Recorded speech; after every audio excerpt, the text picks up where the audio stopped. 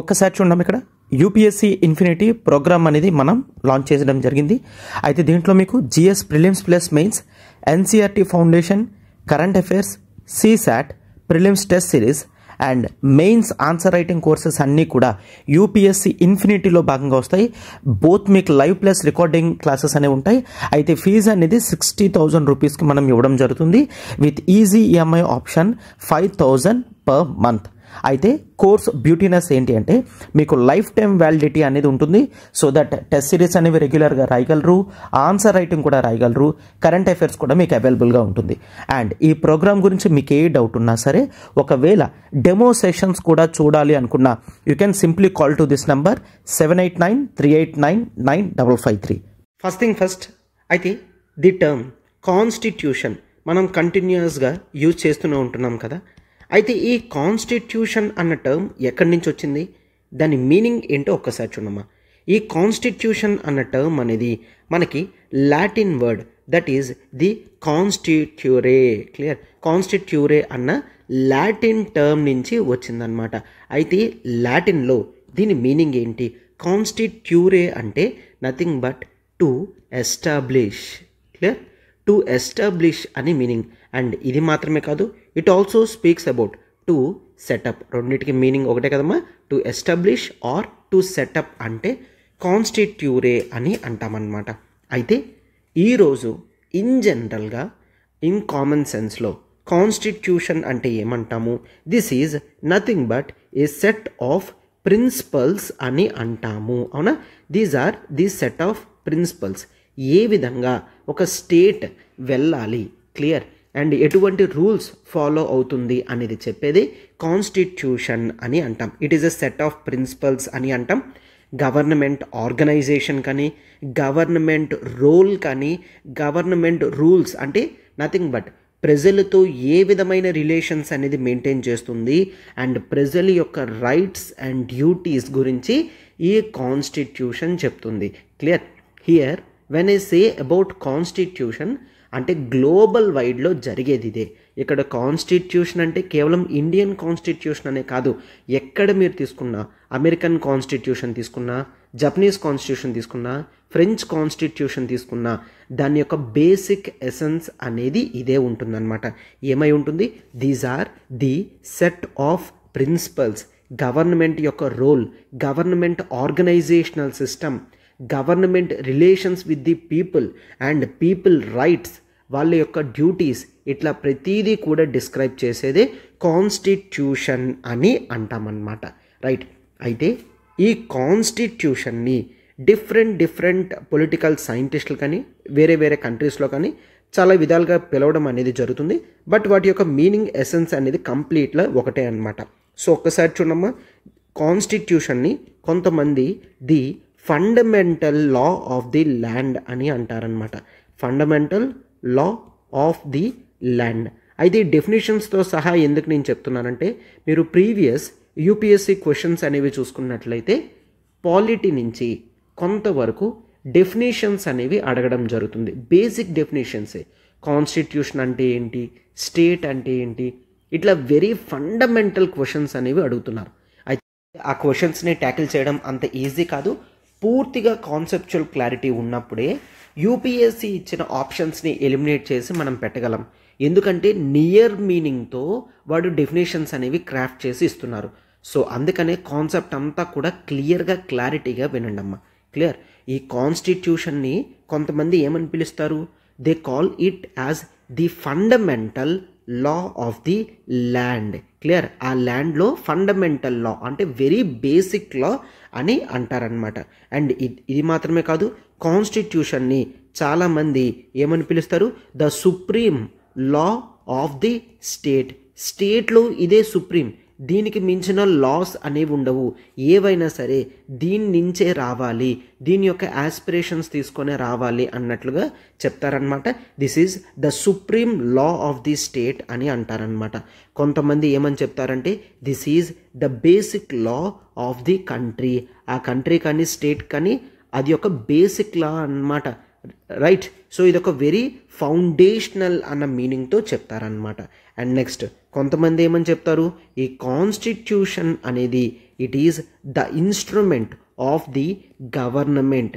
అంటే government organisation government ఆర్గాన్స్తో ఉన్న relations కానివ్వండి, ప్రజలతో రిలేషన్స్ అన్నీ కూడా ఇదే చెప్తుంది. కాబట్టి this is the instrument of the government అని కొంతమంది అంటారనమాట. కొంతమంది ఏమంటారు, this is nothing but the rules of the state. స్టేట్కి రూల్స్ అనేది ఈ కాన్స్టిట్యూషన్ నుంచి వస్తాయి అని చెప్తూ రూల్స్ ఆఫ్ ది స్టేట్ అని అంటారు. అండ్ కొంతమంది ఈ కాన్స్టిట్యూషన్ని the basic structure of the polity అని కూడా అంటారనమాట. Clear? And the ground norm of the country. అంటే ఇవన్నీ కూడా వెరీ బేసిక్ సెన్స్లోనే మీనింగ్తో కాన్స్టిట్యూషన్ని పిలవడం జరుగుతుంది. అయితే ఇవన్నీ కూడా నేను ఎందుకు ఇంట్రడ్యూస్ చేశానంటే, ఒకవేళ మీకు క్వశ్చన్స్లో ఇవి ఇచ్చినా సరే దాని మీనింగ్ నథింగ్ బట్ కాన్స్టిట్యూషన్ అని. For example the rules of the state అనేది ఇందులో ఉంటుంది. అయితే దేని గురించి మాట్లాడుతున్నాం? That is nothing but constitution అని గుర్తుంచుకోండి. Right? So simply so far చూడండి, కాన్స్టిట్యూషన్ ఎక్కడి నుంచి వచ్చింది? లాటిన్ టర్మ్ నుంచి వచ్చింది. To establish or to set up అని అంటాం. Nothing but it is a set of principles అని చూస్తాము. అండ్ దీన్నే కాన్స్టిట్యూషన్నే fundamental law of the land అంటారు, supreme law of the state అంటారు, basic law of the country అంటారు, the instrument of the government అంటారు, the rules of the state అని అంటారనమాట. రైట్? సో ఈ విధాలుగా ఇన్ని నేమ్స్తో మనకి కాన్స్టిట్యూషన్ని పిలవడం అనేది జరుగుతుంది. రైట్? ఎస్. సో అయితే కొంతమంది political scientist the definition of constitution కూడా ఇవ్వడం జరిగిందనమాట. ఇప్పుడు ఆ డెఫినేషన్స్ అనేవి చూద్దాం. సో చూస్తున్నారు కదమ్మా, చాప్టర్ 3 అనేది మనకి కొత్త చాప్టర్, ది కాన్సెప్ట్ ఆఫ్ కాన్స్టిట్యూషన్లో డిఫరెంట్ ఆస్పెక్ట్స్ అన్నీ కూడా మనం దీంట్లో కవర్ చేస్తున్నాం. రైట్? ఎస్. సో చూడండి, ఇప్పుడు డిఫరెంట్ డెఫినేషన్స్ అనేవి చూడండి. సో కాన్స్టిట్యూషనల్ ఎక్స్పర్ట్స్ కానీ పొలిటికల్ సైంటిస్ట్ వాళ్ళు ఇచ్చిన డెఫినేషన్స్ అనేవి ఒక్కసారి జాగ్రత్తగా అబ్జర్వ్ చేయండి. వాటి యొక్క మీనింగ్, ఎసెన్స్ అనేది నేను ఇప్పుడు మీకు ఎక్స్ప్లెయిన్ చేస్తాను. That is Gilchrist. ఇతను కాన్స్టిట్యూషన్ ఏమని చెప్తున్నారంటే, కాన్స్టిట్యూషన్ అనేది ఒక బాడీ ఆఫ్ రూల్స్ అని చెప్తున్నారనమాట. అంటే ఆ బుక్లో టోటల్గా రూల్స్ అన్నీ కూడా రాసి ఉండడం జరుగుతుంది.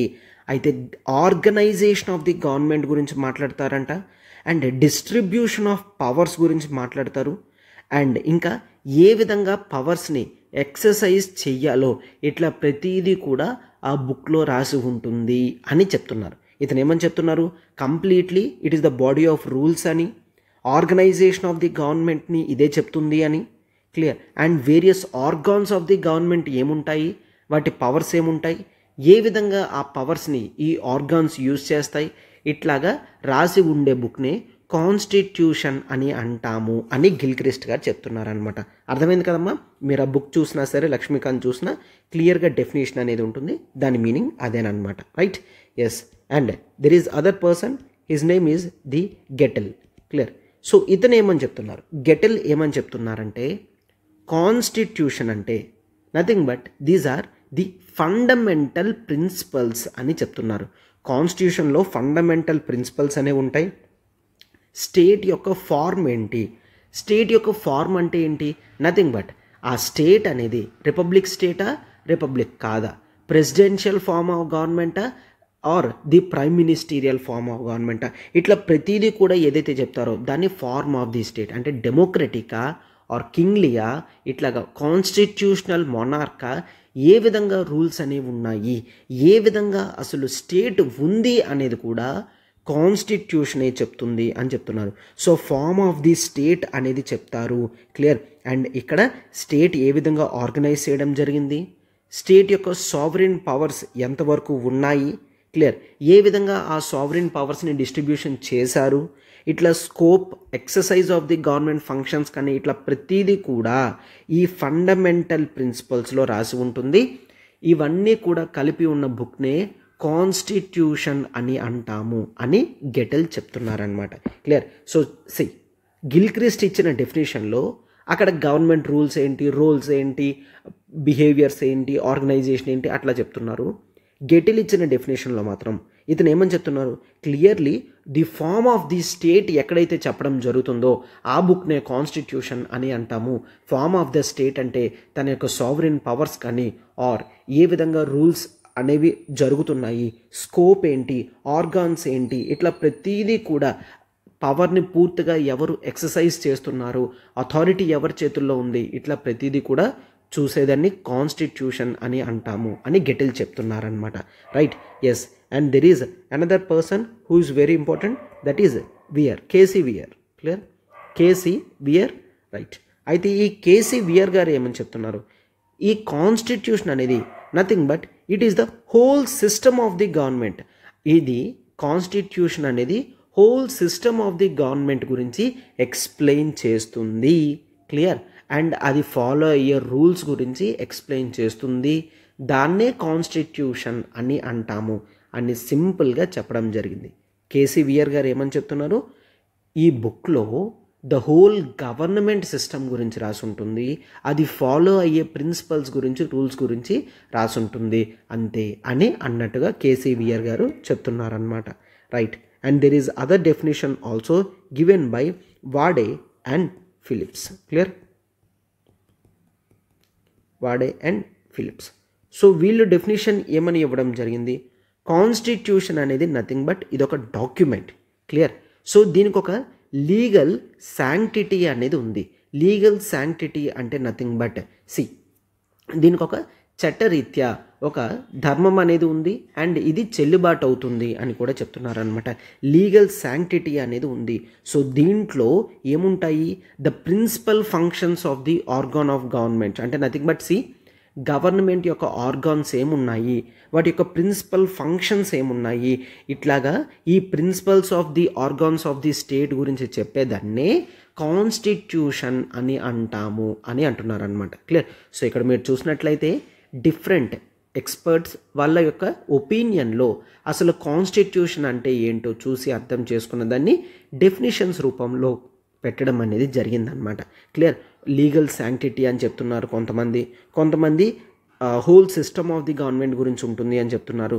కొంతమంది ఏమని చెప్తున్నారు, that is the form of the state గురించి ఎక్స్ప్లెనేషన్ చేసి ఉంటుంది. అండ్ గిల్క్రిస్ట్ ఏమని చెప్తున్నారు, it is the body of rules. Clear. Organs of the government గురించి ఎక్స్ప్లెయిన్ చేసేది కాన్స్టిట్యూషన్ అని అంటున్నారు అనమాట. రైట్.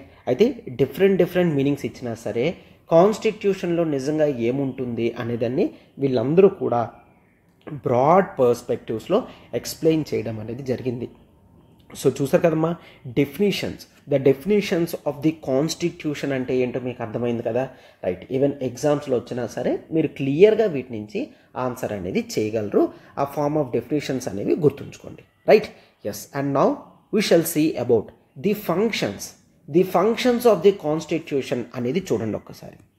అయితే ఫంక్షన్స్ ఆఫ్ ది కాన్స్టిట్యూషన్ ఏంటి అంట, చాలామంది చెప్తున్నారు constitution will declare the political boundaries. Clear. Boundaries of the political community అంటే నథింగ్ బట్ స్టేట్ యొక్క బౌండరీస్ ఏంటి, ఇట్లాగా ఎవరు డిసైడ్ చేయగలరంటే కాన్స్టిట్యూషనే పూర్తిగా డిక్లేర్ చేస్తుంది. It declares the political boundaries. Clear.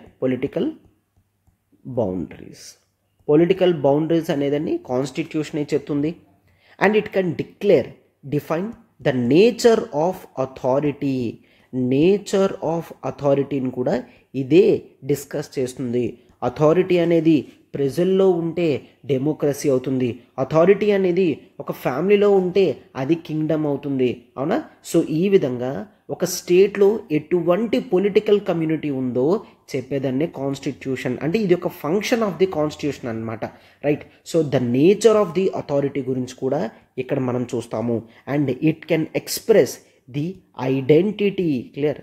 The identity and values. అయితే ఆ స్టేట్లో ఉన్న ప్రజలు ఎవరున్నారు, వాళ్ళ యొక్క ఐడెంటిటీ ఏంటి, వాళ్ళ యొక్క కోర్ వాల్యూస్ ఏంటి, నేషనల్ కమ్యూనిటీలో ఉన్న ఈ కోర్ వాల్యూస్ని ఐడెంటిటీ గురించి ఇక్కడ ఎక్స్ప్లెయిన్ చేయడం జరుగుతుంది. అంటే కాన్స్టిట్యూషన్లో ఇదొక ఫంక్షన్ అన్నమాట. కాన్స్టిట్యూషన్ వీటి గురించి మాట్లాడుతుంది. Clear. And constitution also declare and define the rights and duties of citizen. Clear. ప్రజల యొక్క హక్కులేంటి, వాళ్ళు చేయాల్సిన డ్యూటీస్ ఏంటి, ఇట్లా ప్రతిదీ కూడా చెప్తుంది. క్లియర్. ఒకసారి చూడండి, పొలిటికల్ బౌండరీస్ని ఇదే డిక్లేర్ చేస్తుంది, నేచర్ ఆఫ్ ది అథారిటీస్ని ఇదే డిక్లేర్ చేస్తుంది, వాల్యూస్ని, ఐడెంటిటీని, rights and duties of people కూడా ఇదే డిసైడ్ చేస్తుంది. క్లియర్? ఇదంతా కూడా చూస్తున్నాం. And it can establish and regulate the political institutions. Different political institutions ఏమున్నాయో కూడా ఇదే డిసైడ్ చేస్తుంది.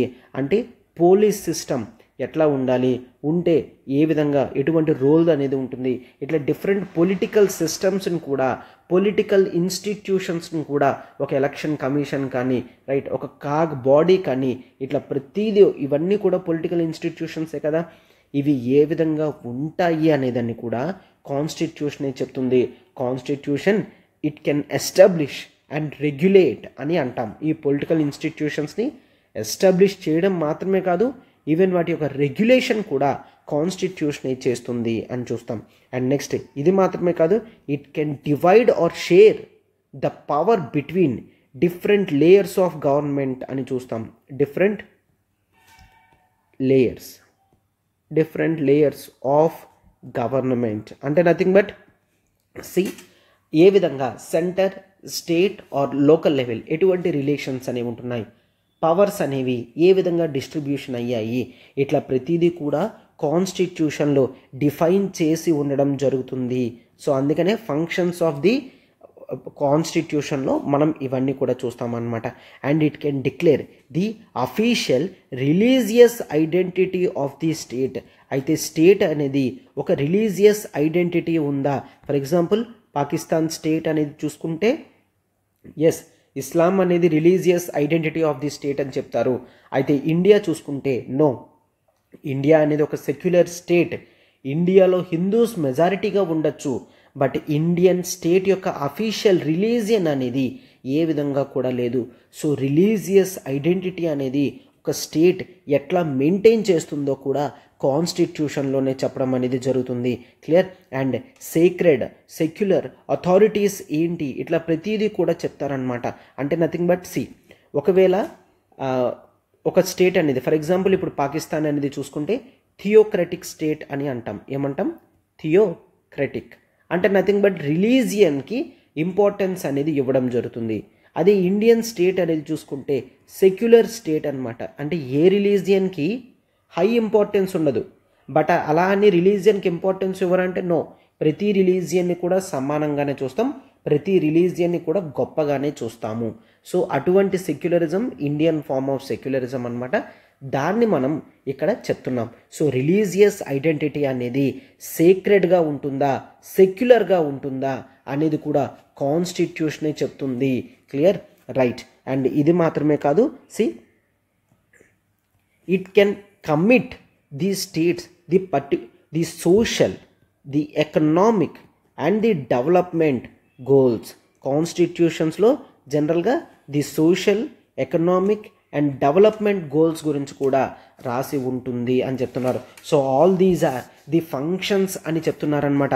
అయితే ఈ ఫంక్షన్స్ ఇవన్నీ కూడా మనకి ఈ 8 ఫంక్షన్స్ అనేవి చెప్తున్నారు కదమ్మా. ఈ 8 ఫంక్షన్స్ని ఇచ్చింది కూడా nothing but there is one person, Elliot Bulmer. Clear? Elliot Bulmer ఇతను ఈ ఫంక్షన్స్ అనేవి కాన్స్టిట్యూషన్లో ఉంటాయి అని చెప్తున్నారు. అండ్ ఇవి మాత్రమే కాదు, చాలా కాంప్రహెన్సివ్ ఫంక్షన్స్ ఉన్నాయంట. కాన్స్టిట్యూషన్ నిర్వహించే కార్యక్రమాలన్నీ చాలా ఎక్కువగా ఉన్నాయి, బట్ ఇవి చాలా మోస్ట్ ఇంపార్టెంట్ అని ఎలియట్ బల్మర్ గారు చెప్తున్నారనమాట. ఏమని చెప్తున్నారు?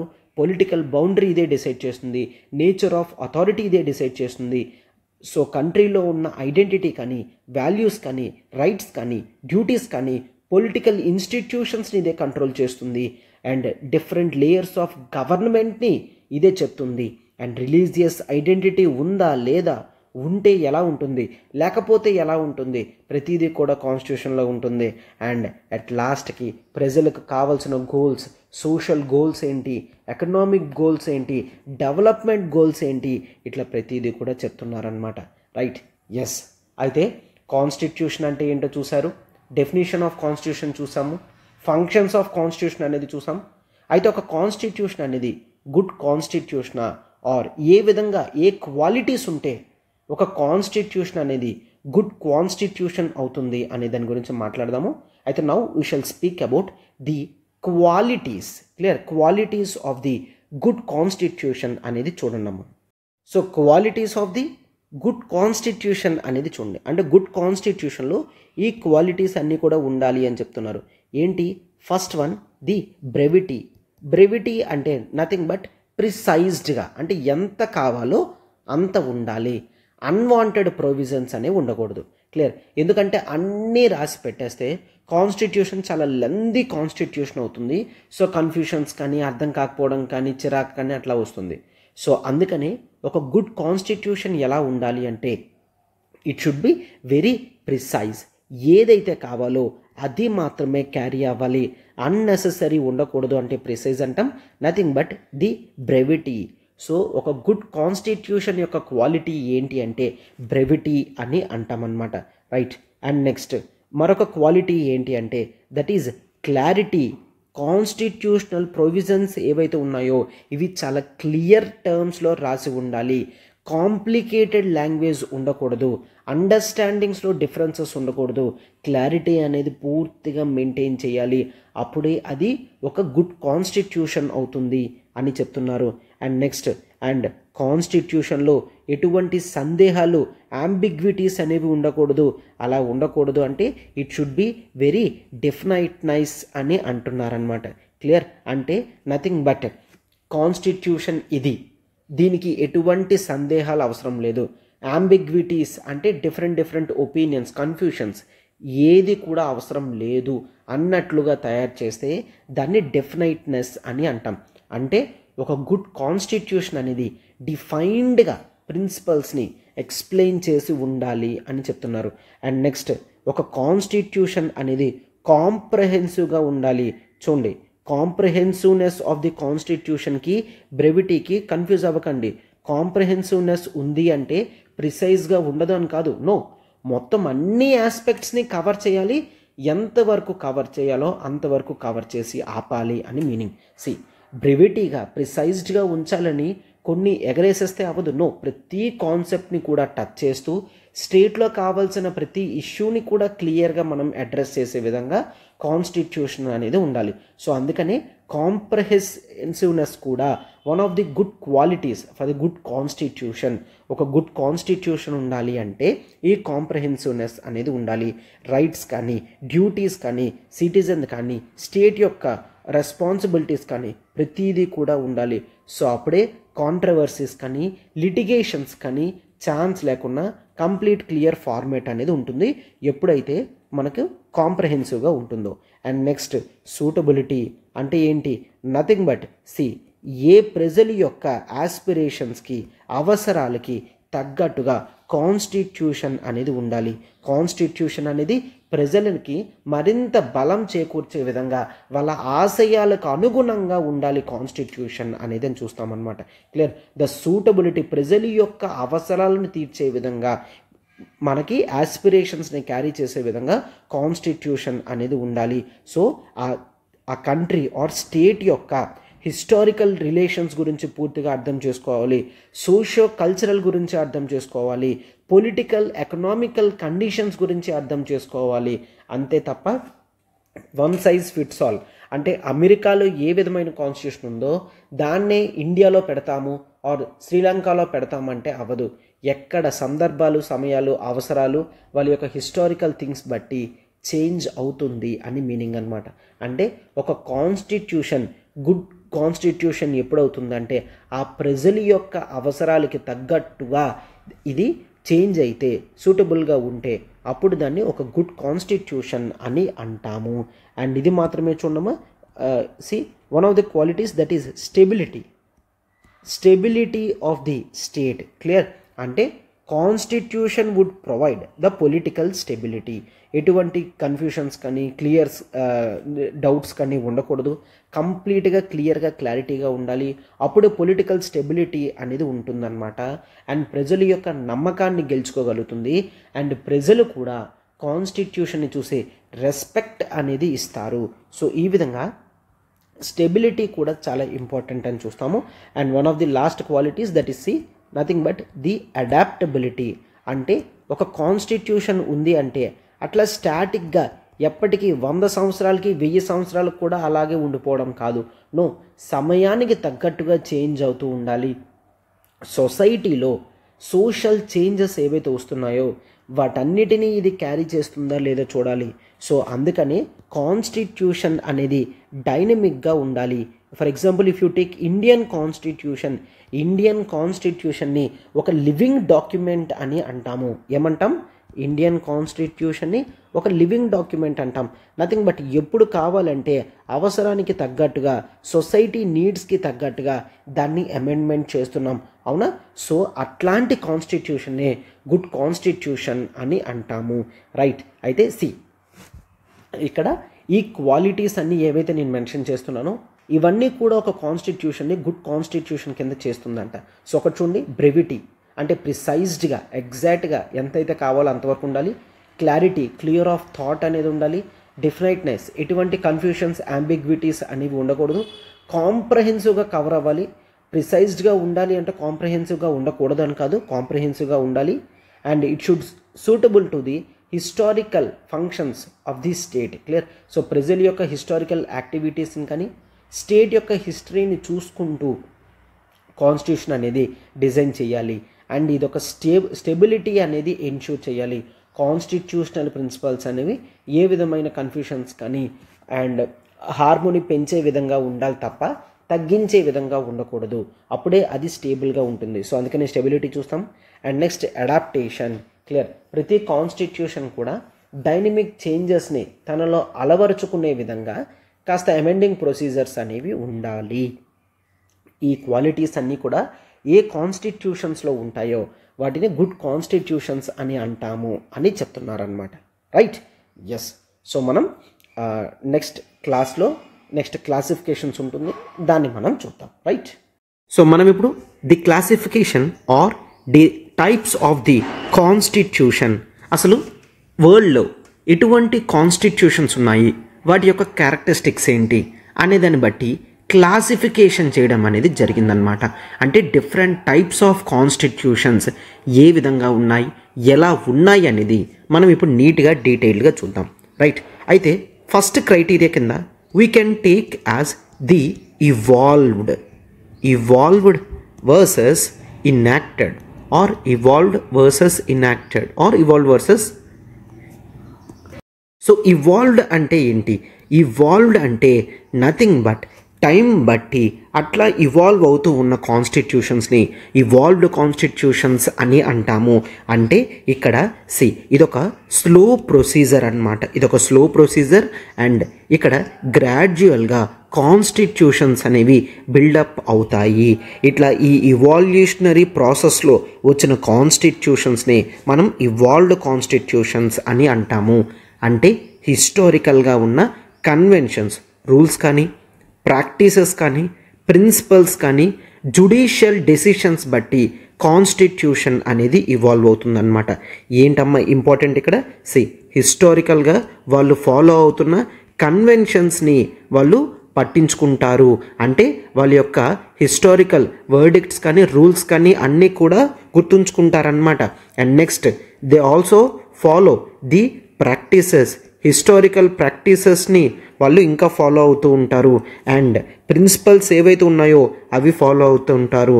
అండ్ నెక్స్ట్ జుడిషియల్ డెసిషన్స్ని కూడా ఇంపార్టెంట్గా వీళ్ళు తీసుకుంటారనమాట. Judicial decisions.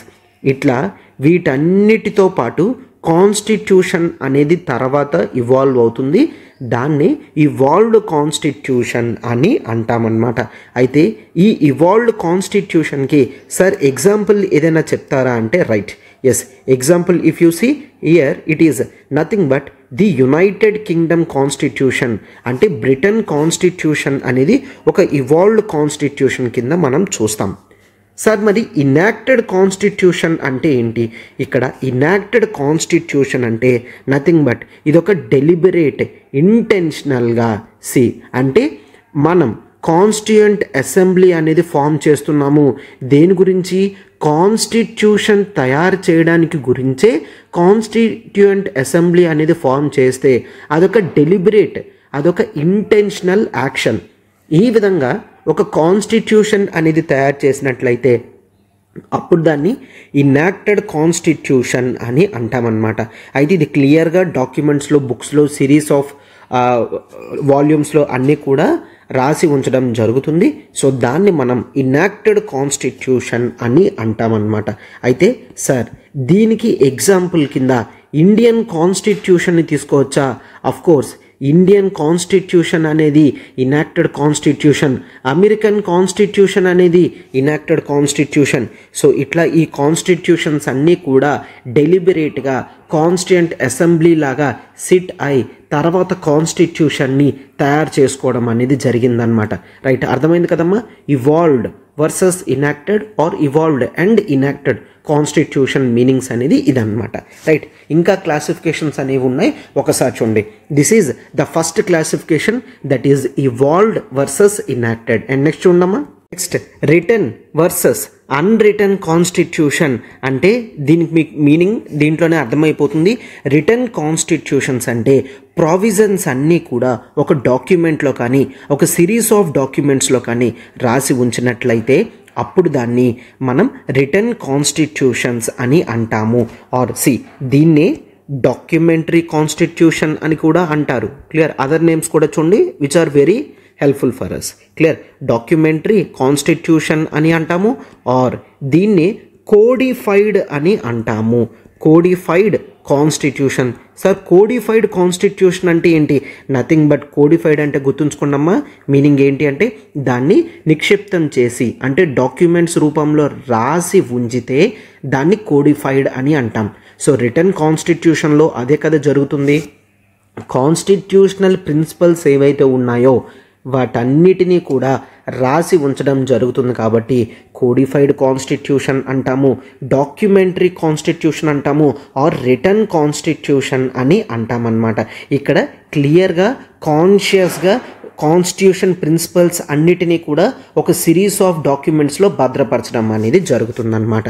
క్లియర్, అయితే most of the countries constitutions అన్నీ కూడా రిటన్ కాన్స్టిట్యూషన్సే ఎక్కువగా ఉండడం జరుగుతుంది. For example if you take written కాన్స్టిట్యూషన్లో sir Indian constitution, yes of course Indian constitution అనేది వస్తుంది, అమెరికన్ కాన్స్టిట్యూషన్ వస్తుంది, అండ్ ఫ్రెంచ్ కాన్స్టిట్యూషన్ అనేది వస్తుంది, జపాన్ కాన్స్టిట్యూషన్ అనేది వస్తుంది. క్లియర్, అండ్ కెనేడియన్ కాన్స్టిట్యూషన్, ఇవన్నీ కూడా ఎగ్జాంపుల్స్ ఆఫ్ రిటన్ కాన్స్టిట్యూషన్స్ అని మనం చూస్తాం.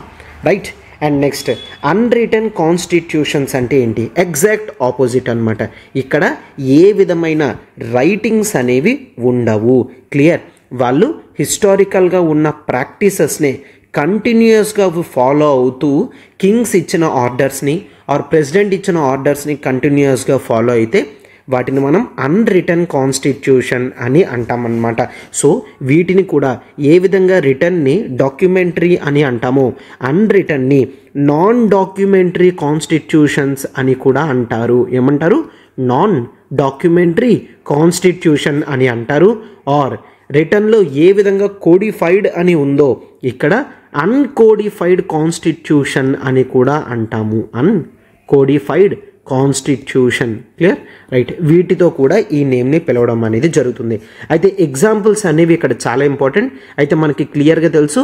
రైట్, అన్రిటన్ కాన్స్టిట్యూషన్కి example United Kingdom. Sir yes, United Kingdom అనేది అన్రిటన్ కాన్స్టిట్యూషన్కి ఎగ్జాంపుల్. ఇంకా that is the New Zealand. New Zealand కూడా అన్రిటన్ కాన్స్టిట్యూషనే. నెక్స్ట్ ఇంకా ఇజ్రాయిల్ కూడా అన్రిటన్ కాన్స్టిట్యూషన్గానే ఇప్పటికీ కూడా ఉన్నాయన్నమాట. Right, so written versus unwritten అనేది చూస్తాం. అయితే ఇక్కడ మీకు the link between the evolved enacted and written unwritten కాన్స్టిట్యూషన్లో కొంత లింక్ అనేది మీకు ఎస్టాబ్లిష్ అవ్వచ్చు. ఏ విధంగా?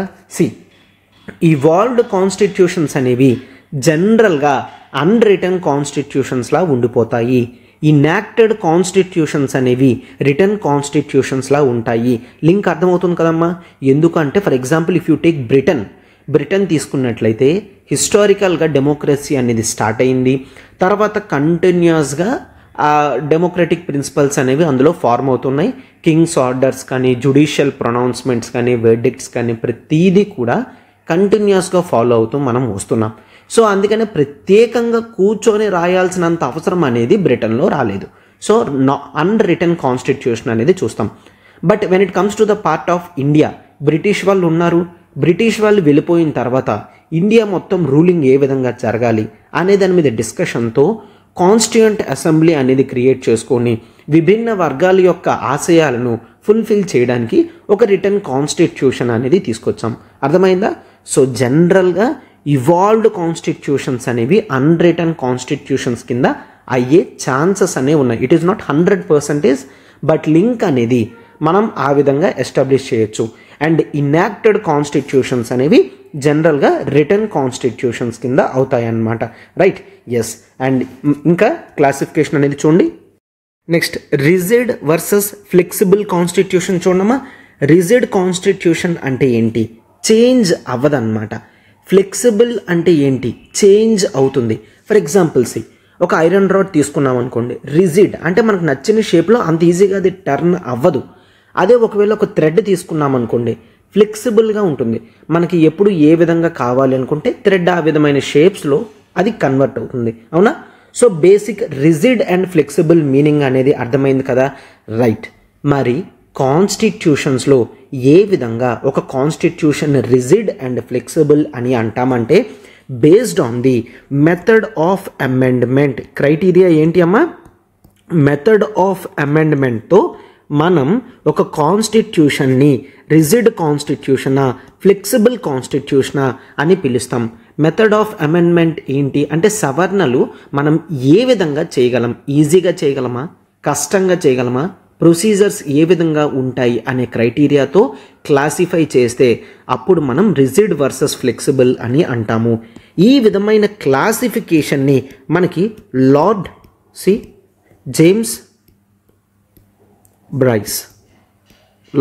జేమ్స్ బ్రైస్ ఇవ్వడం జరిగిందనమాట. రైట్?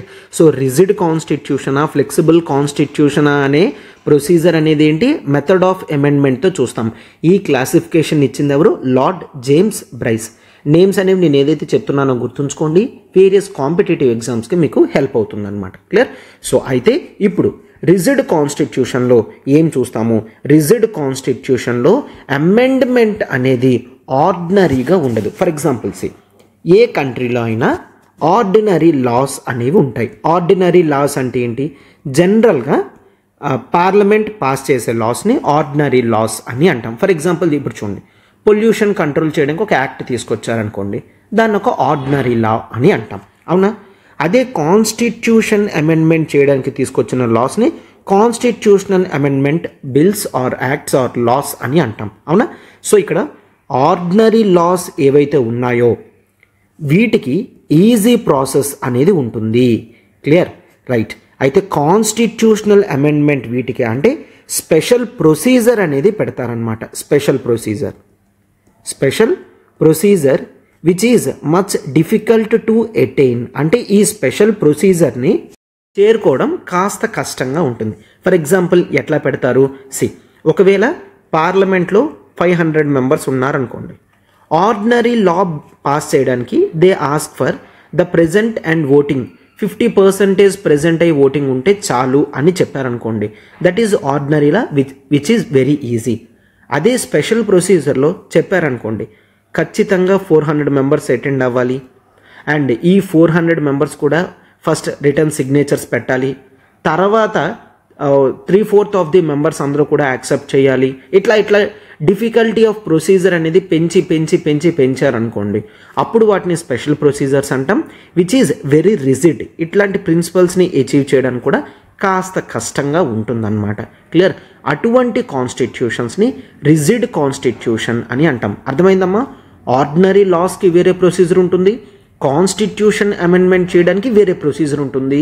అయితే కాన్స్టిట్యూషన్ని అమెండ్మెంట్ చేసే ప్రొసీజర్ అనేది కాస్త కఠినంగా ఉండడం వలన దీన్ని రిజిడ్ కాన్స్టిట్యూషన్ అని అంటాము. దీన్ని చేంజ్ చేయాలి అంటే అంత ఈజీ కాదు, చాలా కష్టంగా ఉంటుందన్నమాట. రైట్? సో వీటిని మనం రిజిడ్ కాన్స్టిట్యూషన్స్ అని అంటాం. మరి ఫ్లెక్సిబుల్ కాన్స్టిట్యూషన్ అంటే ఏంటి? ఫ్లెక్సిబుల్ కాన్స్టిట్యూషన్ అంటే సేమ్ ఇదే విధంగా మనం దీని యొక్క మీనింగ్ కూడా తీసుకోవచ్చు. ఇక్కడ ఆర్డినరీ లాకి అండ్ కాన్స్టిట్యూషనల్ అమెండ్మెంట్కి సేమ్ ప్రొసీజర్ అనేది ఉంటుందన్నమాట. సేమ్ ప్రొసీజర్ అంటే ఒక ఆర్డినరీ లాని ఏ విధంగా తీసుకొచ్చి పాస్ చేస్తామో ఒక కాన్స్టిట్యూషనల్ అమెండ్మెంట్ బిల్ని కూడా అదే విధంగా పాస్ చేస్తే దాన్ని మనం ఫ్లెక్సిబుల్ కాన్స్టిట్యూషన్ అని అంటామన్నమాట. అంటే అమెండ్మెంట్ ప్రొసీజర్ అనేది చాలా ఈజీగా మనకు వెళ్ళిపోతుంది, దాన్ని ఫ్లెక్సిబుల్ కాన్స్టిట్యూషన్ అని అంటాం. అంటే ఎటువంటి స్పెషల్ ప్రొసీజర్స్ లేకుండా అట్లా ఉంటాయన్నమాట. అయితే ఈ ఫ్లెక్సిబుల్ కాన్స్టిట్యూషన్స్కి మనకి మరొక నేమ్ కూడా ఇవ్వడం జరుగుతుంది, దాన్ని ఇలాస్టిక్ కాన్స్టిట్యూషన్ అని అంటారు. సార్ ఎలాస్టిక్ కాన్స్టిట్యూషన్ అంటే ఏంటి? ఫర్ ఎగ్జాంపుల్ ఎలాస్టిక్ అని దేన్ని అంటాం? సాగేటప్పుడు ఈజీగా సాగింది అనుకోండి ఇలాస్టిక్ అని అంటాం, సాగకపోతే ఇన్ఎలాస్టిక్ అంటాం కదా, రైట్. సో ఫ్లెక్సిబుల్ కాన్స్టిట్యూషన్ని ఇలాస్టిక్ కాన్స్టిట్యూషన్ అన్నప్పుడు రిజిడ్ కాన్స్టిట్యూషన్ని ఇన్ఎలాస్టిక్ కాన్స్టిట్యూషన్ అని అంటాం. అంటే ఇది అంత ఈజీగా సాగదన్నమాట, right. So this is the difference, elastic constitution inelastic constitution అని కూడా అంటారు. అయితే ఫ్లెక్సిబుల్ కాన్స్టిట్యూషన్స్కి ఎగ్జాంపుల్స్ అనేవి ఒక్కసారి చూడమా. ఫ్లెక్సిబుల్ అంటే ఈ కంట్రీస్లో ఉన్న కాన్స్టిట్యూషన్ని ఈజీగా అమెండ్మెంట్ చేయగలం, దట్ ఈజ్ యునైటెడ్ కింగ్డమ్ కాన్స్టిట్యూషన్ని మనం చాలా ఈజీగా ఫ్లెక్సిబుల్గా మార్చగలం. అండ్ న్యూజిలాండ్ కాన్స్టిట్యూషన్ కూడా ఈజీగా మార్చగలం. అంటే నథింగ్ బట్ మీరు ఒక్కసారి చూసినట్లయితే అన్రిటన్ కాన్స్టిట్యూషన్స్ అనేవి జనరల్గా ఫ్లెక్సిబుల్గా ఉంటాయి, ఎందుకంటే వాటికంటూ ఒక set of series of documents లేవు కాబట్టి వాటిని చేంజ్ చేయడం చాలా ఈజీగా ఉంటుంది. ఆన్ ద సేక్ రిజిడ్ కాన్స్టిట్యూషన్కి ఎగ్జాంపుల్స్ అనేవి మనం చూస్తే examples that is United States of American constitution అనేది రిజిడ్ కాన్స్టిట్యూషన్ చూస్తాం, ఆస్ట్రేలియన్ కాన్స్టిట్యూషన్ రిజిడ్ అని చూస్తాము, and Switzerland constitution rigid constitution అని చూస్తాం. సార్ మరి ఇండియన్ కాన్స్టిట్యూషన్ ఏంటి? Right, Indian constitution is the synthesis of both. అంటే ఇండియన్ కాన్స్టిట్యూషన్ అనేది both rigid constitution and flexible constitution అని అంటాం. రెండు అంశాలు కూడా మన ఇండియన్ కాన్స్టిట్యూషన్లో ఉంటాయి. అంటే కొన్ని ప్రిన్సిపల్స్ని చేంజ్ చేసేటప్పుడు మనకి డిఫికల్టీ ప్రొసీజర్ ఉంటుంది, కొన్ని ప్రొసీజర్స్ని చేంజ్ చేసేటప్పుడు ఫ్లెక్సిబుల్గా ఈజీగా అమెండ్మెంట్ చేయగలం. అంటే నెక్స్ట్ క్లాసెస్లో కూడా డిస్కస్ చేస్తాము. ఇండియన్ కాన్స్టిట్యూషనల్ అమెండ్మెంట్ ప్రొసీజర్స్ అనేవి ఆర్టికల్ 368 ఆఫ్ ది ఇండియన్ కాన్స్టిట్యూషన్లో రాసి ఉంటుంది. సో నెక్స్ట్ క్లాసెస్లో కూడా డిస్కస్ చేస్తాం కాబట్టి ఇక్కడ ఇది ఓన్లీ క్లాసిఫికేషన్స్ వరకు మనం లిమిట్ అయి ఉందాం, రైట్. ఎస్, అండ్ నెక్స్ట్ చూడండి, next classification that is the federal constitution and the unitary constitution. So federal constitution అంటే నథింగ్ బట్ యూనిటరీ కాన్స్టిట్యూషన్ అంటే ఇక్కడ nothing but the relationship between national government vis-a-vis the state government and national government యొక్క relations అనేవి ఏ విధంగా ఉన్నాయి అనే దాన్ని బట్టి ఫెడరల్ గవర్నమెంటా యూనిటరీ గవర్నమెంటా అని చూస్తాం. అంటే నథింగ్ బట్ ఇక్కడ గవర్నమెంట్ అని చెప్తున్నాం కదా, సేమ్ మీనింగ్. ఫెడరల్ కాన్స్టిట్యూషన్ అంటే ఏంటి? ఫెడరల్ కాన్స్టిట్యూషన్ అంటే nothing but division of powers అనేవి జరిగాయి. డివిజన్ ఆఫ్ పవర్స్ అనేవి ఎవరి మధ్యలో జరుగుతాయి? సెంటర్కి, స్టేట్కి, ఒకవేళ ఉంటే లోకల్ గవర్నమెంట్కి మధ్యలో ఏ విధంగా organs and nothing but powers అనేవి డివైడ్ అయ్యాయో వాటి గురించి డిస్కస్ చేస్తారనమాట. క్లియర్? అంటే నేషనల్ గవర్నమెంట్కి, రీజనల్ గవర్నమెంట్కి ఏ విధమైన రిలేషన్స్ అనేవి ఉన్నాయో చెప్తే దాన్ని ఫెడరల్ కాన్స్టిట్యూషన్ అని అంటామన్నమాట, రైట్. అదే యూనిటరీ కాన్స్టిట్యూషన్లో ఏం చూస్తాము? Here we observe the concentration of power అనేది కాన్సంట్రేషన్ అయి ఉంటుంది. అయితే నేమ్లో ఉంది యూనిటరీ, అంటే పవర్ కాన్సంట్రేషన్ అనేది సెంట్రల్ వైపు ఉంటుంది అని చూస్తామన్నమాట, రైట్. సో ఫెడరల్ కాన్స్టిట్యూషన్ అంటే ఏంటి? Division of powers. మరి యూనిటరీ అంటే కాన్సంట్రేషన్ ఆఫ్ పవర్స్. అంటే స్టేట్ గవర్నమెంట్ ఉండొచ్చు, ఉండకపోవచ్చు, లోకల్ యూనిట్స్ ఉండొచ్చు, ఉండకపోవచ్చు, బట్ పవర్ అంతా కూడా సెంట్రల్ లెవెల్లోనే ఉంటుందన్నమాట. అలాంటి కాన్స్టిట్యూషన్స్ని యూనిటరీ కాన్స్టిట్యూషన్స్ అని అంటాము. సో ఇప్పుడు మనం ఎగ్జాంపుల్స్ ఉంది. ఫెడరల్ కాన్స్టిట్యూషన్స్లో American constitution, federal constitution centre power సెంటర్కు ఉన్నాయి, స్టేట్ పవర్ స్టేట్కు ఉన్నాయి. స్విట్జర్లాండ్ కాన్స్టిట్యూషన్ సెంటర్, స్టేట్ రెండు ఉన్నాయి. And next Australian constitution centre and state, Canadian constitution centre, state, Russian constitution centre, state. Brazil constitution centre state. ఇట్లాగా ఈ constitutions అన్నీ కూడా federal constitution, అంటే సెంటర్కి ఎంత పవర్ ఉందో స్టేట్కి కూడా అదే పవర్ ఉంటుంది. ఈ పవర్ ప్రిన్సిపల్స్ అన్నీ కూడా కాన్స్టిట్యూషన్లో మెన్షన్ చేసి ఉంటాయన్నమాట. రైట్. మరి when it comes to the part of యూనిటరీలో చూసుకున్నట్లయితే there we have the United Kingdom constitution. Centre is more powerful. State అనేది అంత ఇన్ఫ్లుయెన్స్ చేయలేదు. సెంటర్ ఏం చెప్తే స్టేట్ ఖచ్చితంగా అది చేయాల్సిందే అన్నట్టు ఉంటుందన్నమాట. UK. And next France constitution, and next Japan constitution, next China constitution, and next Italy constitution, ఇవన్నీ కూడా, అండ్ నెక్స్ట్ నార్వే, ఇవన్నీ కూడా కాన్సన్ట్రేషన్ ఆఫ్ పవర్స్ అనేది సెంటర్ చేతుల్లో ఉంటుంది. రైట్. సో అయితే again same thing sir. India, yes, again India is a synthesis, అంటే both federal features ఉన్నాయి, యూనిటరీ ఫీచర్స్ కూడా ఇండియన్ కాన్స్టిట్యూషన్లో మెన్షన్ చేసి ఉన్నాయి. క్లియర్. అంటే స్టేట్ గవర్నమెంట్ పవర్స్ ఉన్నాయి, లోకల్ గవర్నమెంట్ పవర్స్ అంటే పంచాయతీరాజ్ సిస్టమ్ కూడా మనకుంది. అదేవిధంగా యూనిటరీ ఫీచర్స్ అంటే ఎమర్జెన్సీ టైంలో సెంటర్ ఏం చెప్తే కేవలం స్టేట్స్ అవే చేయాలి. క్లియర్. అండ్ కొన్ని టైమ్స్ కూడా కాన్స్టిట్యూషన్ మెన్షన్ చేసి ఉంది. ఆ టైంలో పవర్స్ అనేవి స్టేట్ కన్నా సెంటర్కే ఎక్కువ ఉంటాయి అని చెప్పడం జరిగింది. సో అందుకని ఇండియన్ కాన్స్టిట్యూషన్ అనేది ఒక క్వాజీ ఫెడరల్ కాన్స్టిట్యూషన్ అని కొంతమంది పిలుస్తారనమాట. క్వాజీ ఫెడరల్ అంటే ఫెడరల్ అండ్ యూనిటరీ రెండూ ఉంటాయి, బట్ ఎక్కువగా ఫెడరల్ ఫీచర్స్ ఉండడం వలన క్వాజీ ఫెడరల్ అని పిలవడం జరిగింది. ఎవరు? దట్ ఈజ్ కేసీ వియర్ గారు ఏమని చెప్తున్నారు? This is a quasi federal constitution అని చెప్తున్నారనమాట ఇండియన్ కాన్స్టిట్యూషన్ని. రైట్. ఎస్. అండ్ ఇంకా మరొక క్లాసిఫికేషన్ ఉంది, ఒక్కసారి చూడమ్మా. This is the final classification, that is the procedural versus prescriptive classification.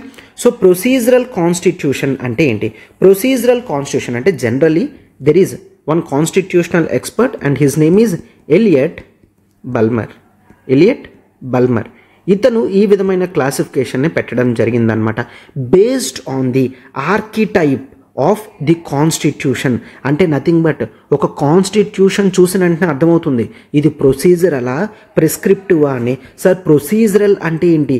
Procedural కాన్స్టిట్యూషన్లో మనకి కాన్స్టిట్యూషన్ లీగల్ స్ట్రక్చర్ ఏ విధంగా స్టేట్లో ఉంటుందో చెప్తుంది, పొలిటికల్ స్ట్రక్చర్ ఏ విధంగా ఉంటుందో ఈ కాన్స్టిట్యూషన్ క్లియర్గా చూస్తే అర్థమవుతుందన్నమాట. అండ్ గవర్నమెంట్ యొక్క లిమిటేషన్స్ కూడా ఇది చెప్తుందన్నమాట. గవర్నమెంట్ యొక్క లిమిటేషన్స్ కూడా చెప్తే దాన్ని ప్రొసీజరల్ కాన్స్టిట్యూషన్ అంటే స్టేట్ రన్నింగ్ అనేది ఏ ప్రొసీజర్లో జరగాలో చెప్పే కాన్స్టిట్యూషన్ని ప్రొసీజరల్ కాన్స్టిట్యూషన్ అని అంటాము. ఫండమెంటల్ రైట్స్కి వాల్యూ ఇస్తుంది, ఇంపార్టెన్స్ ఇస్తుంది. సార్ మరి ప్రిస్క్రిప్టివ్ అనేది కేవలం ప్రొసీజర్స్ని చూపించడం మాత్రమే కాదు, ఇట్ ఆల్సో ప్రిస్క్రైబ్స్ ఏ విధంగా అచీవ్ చేయాలి. For example nothing but Indian constitution అనేది వెల్ఫేరిస్టిక్ కాన్స్టిట్యూషన్ అని కూడా అంటాం. అంటే nothing but Indian economy welfare economy అని కూడా అంటాము. సో ప్రిస్క్రిప్టివ్ కాన్స్టిట్యూషన్లో చూసుకున్నట్లయితే క్లియర్గా ఏ విధంగా ఈ వెల్ఫేర్ కాన్స్టిట్యూషన్ కింద వెళ్ళాలి అనేది కూడా చెప్తుందన్నమాట. అర్థమవుతుందమ్మా? ప్రిస్క్రిప్టివ్ అంటే nothing but procedural constitution plus it also ask to reach the goal అన్నమాట. ఏ విధంగా public authorities have to strive to achieve. Clear. అందులో ఉన్న ప్రిన్సిపల్స్ని ఏ విధంగా అచీవ్ చేయాలో చెప్తే దాన్ని ప్రిస్క్రిప్టివ్ కాన్స్టిట్యూషన్ అని అంటామన్నమాట.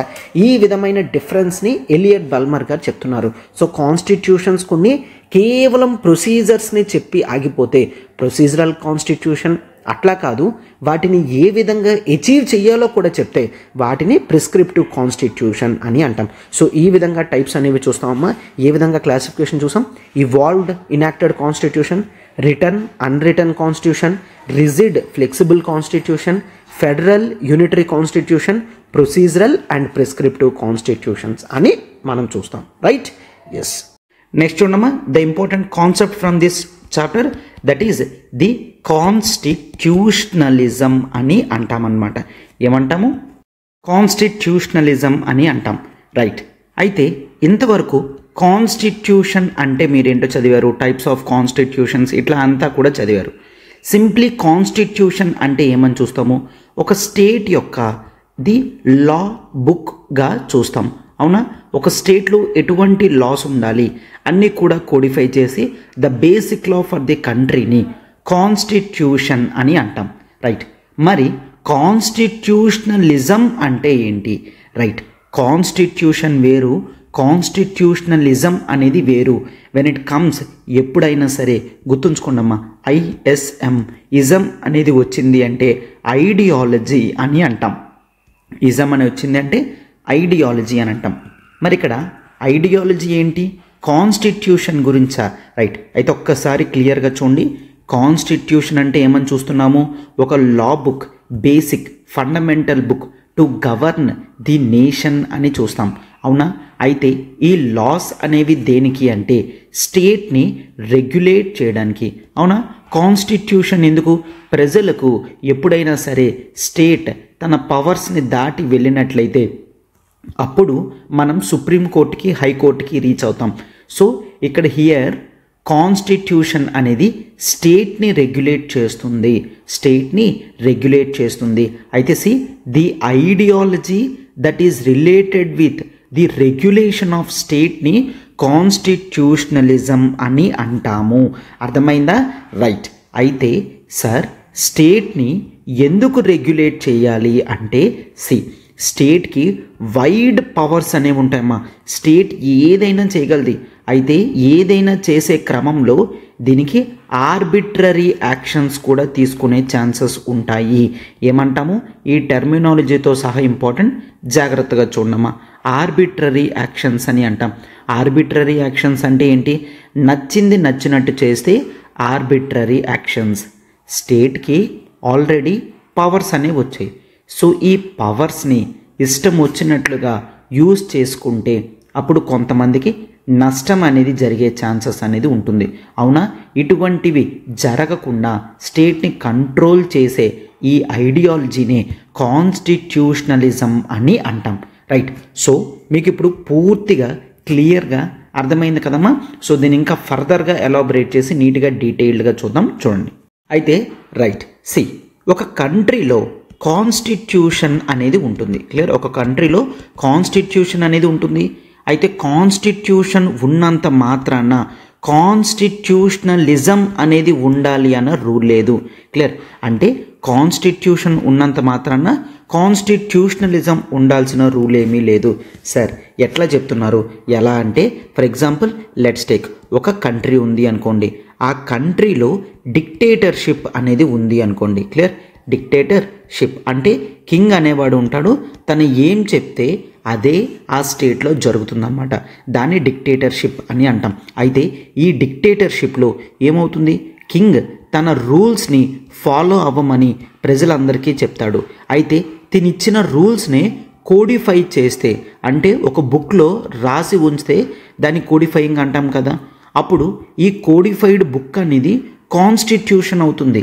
బట్ కాన్స్టిట్యూషనలిజం అంటే ఏంటి? రిస్ట్రిక్షన్ ఆఫ్ పవర్స్ అని చూస్తాం.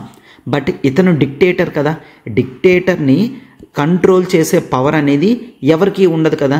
రైట్, సో అందుకని ఏ కంట్రీలో అయితే డిక్టేటర్షిప్ అనేది ఉంటుందో కాన్స్టిట్యూషనలిజం అనేది ఉండదు. ఎందుకంటే కాన్స్టిట్యూషనలిజం పవర్ అనేది అల్టిమేట్ పొజిషన్స్లో ఎవరైతే ఉన్నారో వాళ్ళ పవర్స్ని కంట్రోల్ చేసే విధంగా ఉండాలి. డిక్టేటర్షిప్లో కింగ్ అందరికన్నా పైన సుప్రీం లెవెల్లో ఉంటాడు, అతన్ని కంట్రోల్ చేసే పవర్స్ అనేవి ఎవరికి కూడా ఉండవు. సో అందుకనే అక్కడ కాన్స్టిట్యూషన్ అనేది కాన్స్టిట్యూషనలిజం అనేది ఉండదు. సో ఓవరాల్గా కాన్స్టిట్యూషనలిజం అనేది ఇక్కడ ప్రివేల్ అవ్వదు అని చెప్తున్నారు. అర్థమైంది కదమ్మా. సో దీన్నే మనం మరింకా వన్ ఆఫ్ ది కాన్సెప్ట్స్ కింద చూస్తామన్నమాట. రైట్, సో కాన్స్టిట్యూషనలిజం అనేది ఏం చేస్తుంది? It simply restrains the power. Restrain అని అంటాం. రీస్ట్రెయిన్ ది పవర్ అంటే ఏంటి? సో పవర్ అనేది ఉంటుంది, జనరల్గా పవర్ని యూజ్ చేసుకుంటారు, బట్ నచ్చినట్లు యూజ్ చేసుకునే విధంగా లేకున్నా రీస్ట్రెయిన్ కంట్రోల్ చేస్తారనమాట. సింపుల్ ఎగ్జాంపుల్, సి పోలీస్కి వెపన్ అనేది ఇవ్వడం జరుగుతుంది. అవునా, పోలీసెస్కి వెపన్. క్లియర్, దట్ ఈస్ ఒక పిస్టల్ ఆర్ గన్ ఇవ్వడం జరుగుతుంది. అయితే ఈ పిస్టల్ కానీ గన్ కానీ సెల్ఫ్ డిఫెన్స్లో మాత్రమే యూజ్ చేయాలి. అండ్ నెక్స్ట్ యూజ్ చేసిన ప్రతి బుల్లెట్కి కూడా వాళ్ళు ఆన్సర్ చేయాల్సిన అవసరం అనేది ఉంటుంది. రైట్. సో ఆన్సర్ చేయాల్సిన అవసరం అనేది లేదు అనుకోండి, సో పోలీస్ పవర్స్ అనేవి అన్లిమిటెడ్ అయిపోతాయి. ఏ వ్యక్తి కూడా పోలీస్తో మాట్లాడడానికి భయపడతాడు. ఎందుకు? అమ్మో గన్ ఉంటుంది, మళ్ళీ కాల్ చేసిన ఎవరికి కూడా అతను సమాధానం చెప్పాల్సిన అవసరం లేదు అని చూస్తారు. అవునా? ఇప్పుడేం చూస్తాము, కాన్స్టిట్యూషన్ అనేది క్లియర్గా మ్యాండేట్ చేసింది. పోలీస్కి ఏవైనా వెపన్స్ ఇచ్చినట్లయితే వీళ్ళు కంప్లీట్ అకౌంటబుల్గా ఉండాలి. ఒకవేళ వీళ్ళు అన్నెసెసరీగా సొంత వాటికి పోలీస్ వెపన్స్ అనేవి యూజ్ చేసినట్లయితే ఈ వ్యక్తికి what happens? Yes, he is put under bars. ఇతన్ని జైల్లో పెట్టడం అనేది జరుగుతుంది. ఇతనికి పనిష్మెంట్ అనేది ఇవ్వడం జరుగుతుంది. సో పవర్లో ఉన్న వాళ్ళు నచ్చినట్లు చేయకుండా కంట్రోల్ చేసే ఈ పవర్స్ని కాన్స్టిట్యూషనలిజం అని అంటామన్నమాట. It imposes the limitations on the government మీద లిమిటేషన్స్ అనేవి పెడుతుందన్నమాట. రైట్. సో ఈ లిమిటేషన్స్ అనేవి ప్రజల యొక్క శ్రేయస్సు గురించి అని మనం చూస్తాం. సో అందుకనే కాన్స్టిట్యూషన్ వేరు, కాన్స్టిట్యూషనలిజం వేరు. సో ప్రజలకి కాన్స్టిట్యూషన్ మాత్రమే ఉంటే సరిపోదు, ద స్పిరిట్ ఆఫ్ కాన్స్టిట్యూషనలిజం కూడా ఉండాలి. అంటే వ్యక్తులు కానీ ఆర్ సంస్థలు కానీ అవి కాన్స్టిట్యూషన్లో చెప్పిన రూల్స్ ప్రకారం వెళ్ళాలి. ఎవ్వరూ కూడా దాన్ని దాటి వెళ్ళకూడదు. ఆ కంట్రోల్డ్ ఎన్విరాన్మెంట్ ఎప్పుడైతే ఉంటుందో దాన్ని కాన్స్టిట్యూషనలిజం అని అంటామన్నమాట. రైట్. అయితే ఈ కాన్స్టిట్యూషనలిజంలో మనకి రూల్ ఆఫ్ లా అనేది ఉంటుంది. రూల్ ఆఫ్ లా అంటే ఏంటి? Law is same to everyone. Law is same to everyone అంటే ఏంటి సార్? మిస్టేక్ చేస్తే ఆర్డినరీ పర్సన్ అయినా ప్రైమ్ మినిస్టర్ అయినా ఇద్దరూ కూడా ఒకటే. సో అప్పుడే దాన్ని రూల్ ఆఫ్ లా అని అంటాం.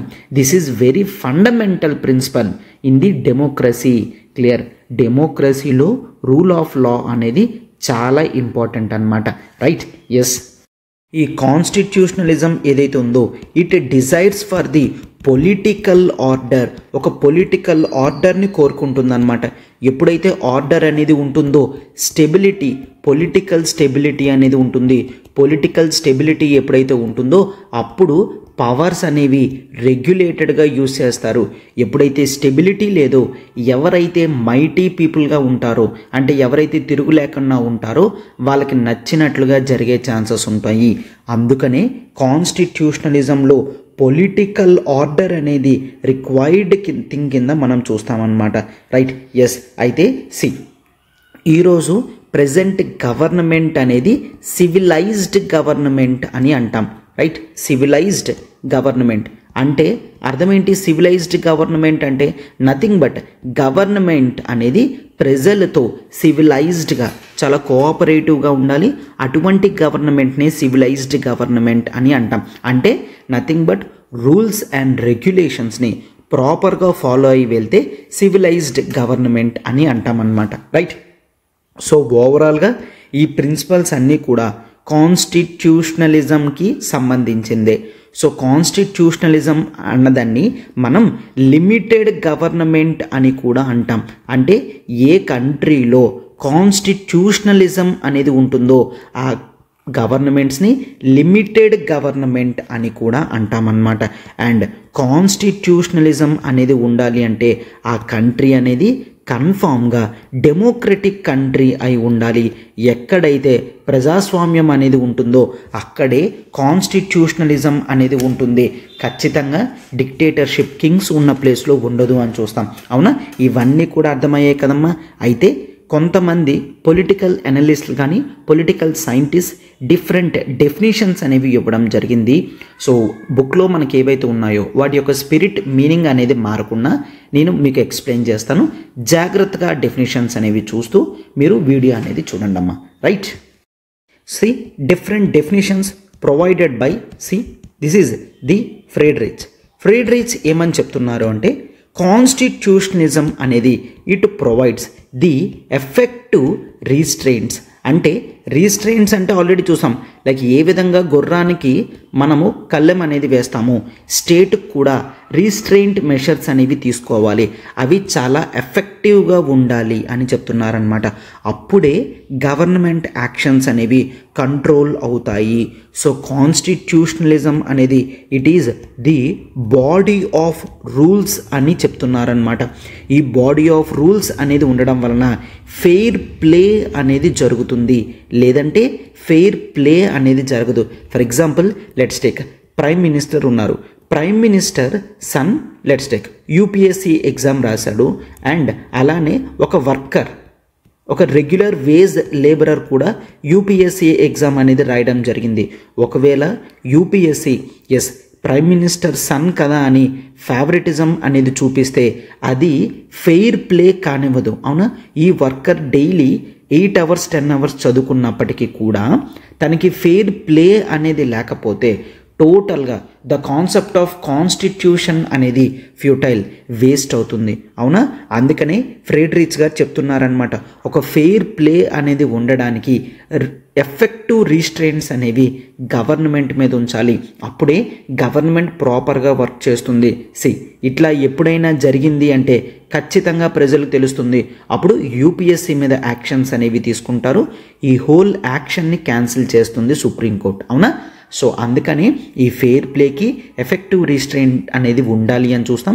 సో దీన్నే కాన్స్టిట్యూషనలిజం అని అంటాము అని ఫ్రెడరిచ్ రిచ్ గారు చెప్తున్నారనమాట, right. And there is the other definition given by the Roucek. Clear.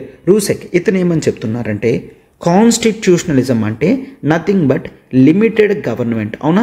మనం కూడా ఆల్రెడీ చూసాం కాన్స్టిట్యూషనలిజం అంటే లిమిటెడ్ గవర్నమెంట్ అని. సో ఎవరైతే రూలర్స్ ఉంటారో, నచ్చినట్లు చేసుకుందాం అని అనుకుంటారో వాళ్ళందరినీ కూడా కంట్రోల్ చేసే విధంగా ఉండేదాన్ని మనం కాన్స్టిట్యూషనలిజం అని అంటాము.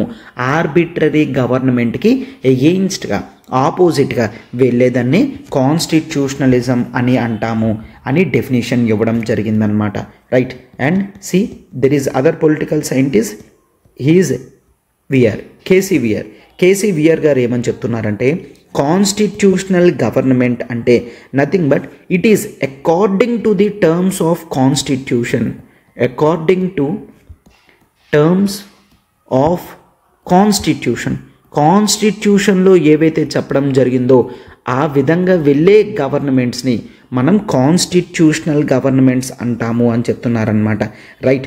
సో అయితే లిమిటెడ్ గవర్నమెంట్ ఉంటుంది, ఆర్బిట్రరీ గవర్నమెంట్ అనేది ఉండదు.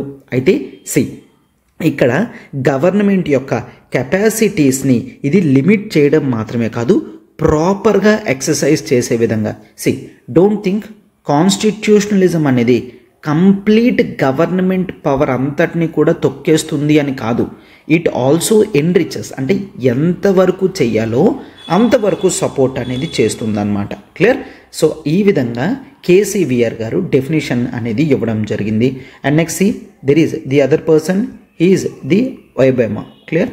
వైబేమా ఇతను ఏమని చెప్తున్నారంటే కాన్స్టిట్యూషనలిజం అనేది subject to the body of rules and principles అని చెప్తున్నారనమాట. పవర్ ఎక్సర్సైజ్ అనేది ఎప్పుడైతే కంట్రోల్ అవుతుందో దాన్నే కాన్స్టిట్యూషనలిజం అని అంటాము అని వైబేమా గారు చెప్తున్నారు. సో మీకు దీంతో ఓవరాల్గా కాన్స్టిట్యూషన్ అంటే ఏంటి, కాన్స్టిట్యూషనలిజం అంటే ఏంటో అర్థమైంది కదమ్మా. అయితే ఎలిమెంట్స్ ఆఫ్ ది కాన్స్టిట్యూషనలిజం అనేది చూస్తాం, అంటే nothing but the features or principles of constitutionalism అనేది చూడమ్మా. So principles of the constitutionalism అనేది చూసుకున్నట్లయితే సో దీన్ని first time that is the Louis Henkin గారు, ఇతను ఒక కాన్స్టిట్యూషనల్ స్కాలర్ అనమాట. ఇతను ది ప్రిన్సిపల్స్, ఈ ప్రిన్సిపల్స్ ఉన్నప్పుడే కాన్స్టిట్యూషనలిజం అనేది ఉంటుంది అని చెప్తున్నారు. Nothing but principles or features అనమాట. అండ్ ఇక్కడ ఏమేమి ఉండాలి, పాపులర్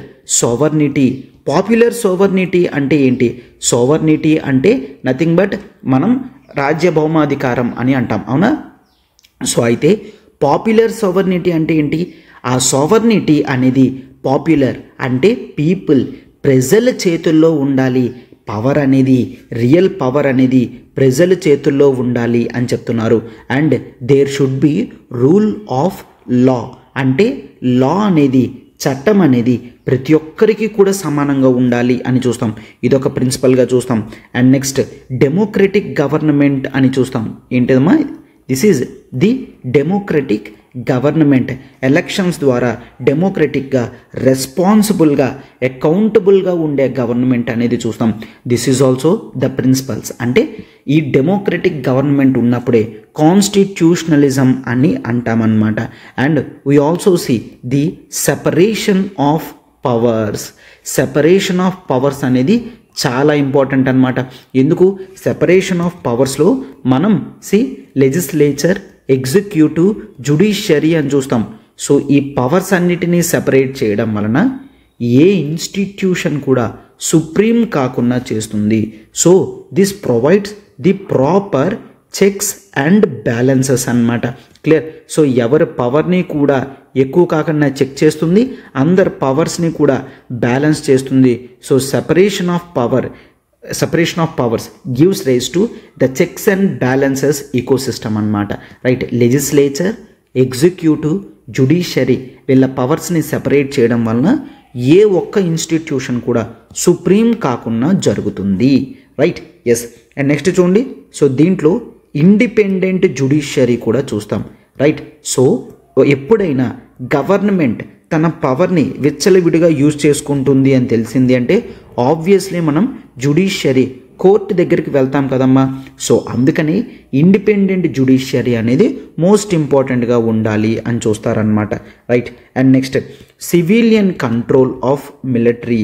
సివిలియన్ కంట్రోల్, మిలిటరీ అనేది కూడా ప్రజల చేత ఎన్నుకోబడిన నాయకుల దగ్గర ఉండాలి. సివిలియన్ కంట్రోల్ ఆఫ్ మిలిటరీ అంటే నథింగ్ బట్ ప్రజల చేతుల్లో మిలిటరీ ఉండడం కాదు, ప్రజల చేత ఎన్నుకోబడిన నాయకుల చేతుల్లో మిలిటరీ అనేది ఉండాలన్నమాట. సార్ మిలిటరీ అనేది అలానే ఉంటుంది కదా, right? But if you take Pakistan military government రూల్స్ని చాలా వరకు కూడా పట్టించుకోదు. తనకి పవర్ అనేది చాలా ఎక్కువగా ఉండడం అనేది జరిగిందనమాట. But when it comes to the part of ఇండియాలో అలా కాదు. ఇండియాలో మిలిటరీ అంతా కూడా గవర్నమెంట్ చేతుల్లోనే కంప్లీట్గా ఉన్నది అని చూస్తాం. Right? And next even police కూడా కంప్లీట్ ఆర్డర్లో ఉండాలి అని చూస్తాము. లా అండ్ జ్యుడిషియల్ కంట్రోల్లోనే పోలీస్ వాళ్ళు కూడా ఉండాలన్నమాట. Right? And nothing but the last 8th one, the respect for individual rights. Clear? Respect for individual rights. ఎప్పుడైతే ప్రతి ఇండివిజువల్ రైట్ని కూడా వేరే వ్యక్తి గౌరవిస్తున్నారో అప్పుడే కాన్స్టిట్యూషనలిజం అనేది ఉంది అని చూస్తాం. లేకపోతే ఒకరి పవర్స్ అనేవి మరొకరి కన్నా కూడా ఎక్కువగా ఉన్నాయి అని చెప్పే విధంగా ఉంటుందన్నమాట. రైట్? సో అర్థమైంది కదమ్మా. The principles of constitutionalism given by Louis Henkin అంటాము. అండ్ ఈ 8 ప్రిన్సిపల్స్ అనేవి మోస్ట్ ఇంపార్టెంట్. కాన్సెప్ట్ క్లారిటీ గురించి మాత్రమే కాకుండా ఈవెన్ మెయిన్స్ ఎగ్జామినేషన్స్లో కూడా కాన్స్టిట్యూషనలిజం అనేది వచ్చేటప్పుడు మీరు ఇవన్నీ కూడా యూజ్ చేయగలరు. సో ఒకసారి చూడండి. పాపులర్ సావర్నిటీ అంటాం, రూల్ ఆఫ్ లా అంటాం, democratic government, separation of powers, independent judiciary, civilian control of military, police under law and judiciary control అంటాం, respect for individual rights. All these 8 are important principles అని అంటాం కాన్స్టిట్యూషనలిజంకి. Right? So దీంతో 3rd chapter అనేది కంప్లీట్గా clear అయింది. మనం next వీడియోలో next chapter అనేది చూద్దాం.